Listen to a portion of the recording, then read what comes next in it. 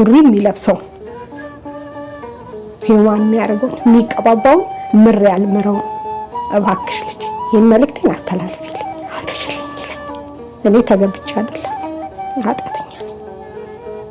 ከዛ ለማን ነው የምነግረው?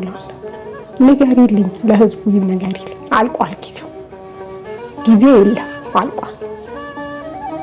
ሱሪ ትተናል ብለው ይመጣሉ ቤቴ፣ ግን ሱሪው አልወጣም ከቤታቸው ይለኛል። ሱሪው የሚቀባቡትንም አልወጣም። ኧረ ቆይ ላሳይሽ፣ ተመልከች ወደዛ ወደ ግራሽ ይሄ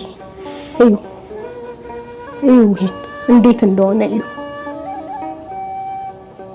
አጥብቆ የሚለብሱ ሱሪ ወንዶችን አልምራቸው እባክሽ።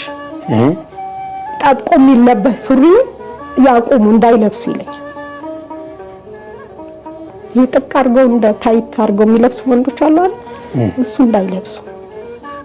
ለምን ይለብሳሉ ይለኛል።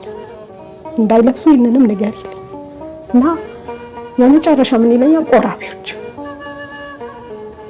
ቆራቢዎች ካልሲ አድርገው አይቆሙ።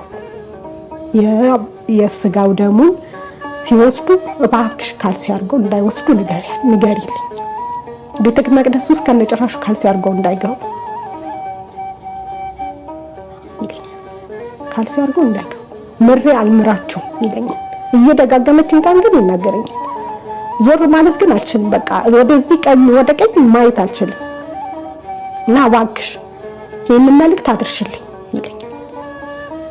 አደራ ልጄ አደራ ይሄን መልእክት አድርሽልኝ ተው በያቸው።